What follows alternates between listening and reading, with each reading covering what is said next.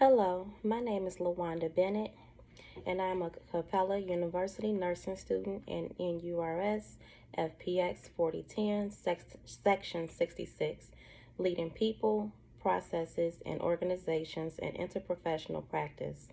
In this video, I will reflect on one of my experiences in a residential care setting and discuss the importance of interprofessional collaboration. During this video, I will present all the competencies for the assessment.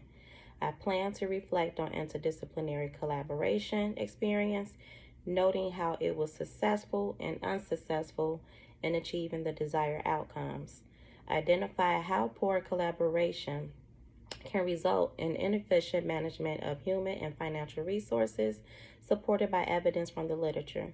I will identify best practice leadership strategies from literature, which would improve an interdisciplinary team's ability to achieve its goals.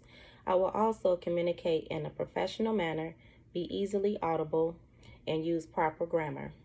So although I am a fresh registered nurse, I worked as an LPN for 18 years. 10 of those years were dedicated to a residential facility for deaf-blind children with multiple disabilities. At the time, I was the lead nurse under the supervision of the medical director.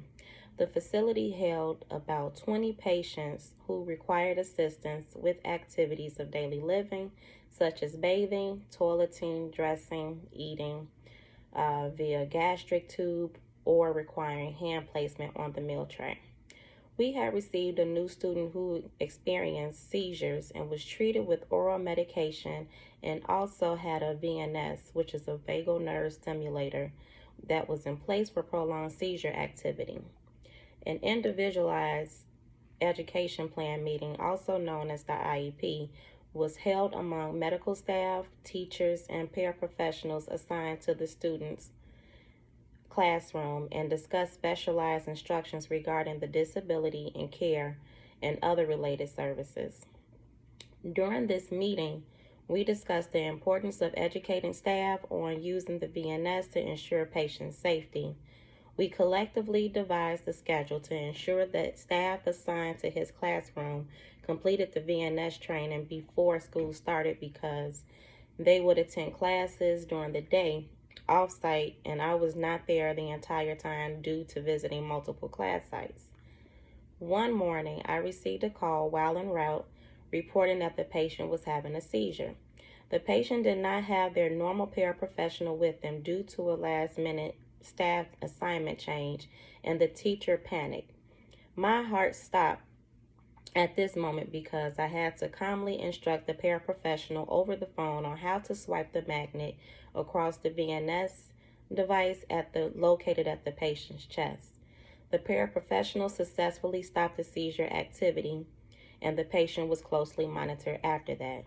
We avoid having to send the patient to the hospital due to our actions to stop the seizure in time.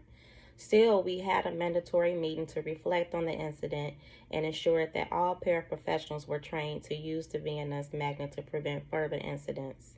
In an article written in 2021 about effective communication, Anders says, quote, "The scope of healthcare communication includes developing directives and initiatives, implementing institutional goals and policies, disseminating and synthesizing information, translating project plans to frontline staff, prioritizing actions, listening to staff members' needs and barriers, and monitoring success," end quote.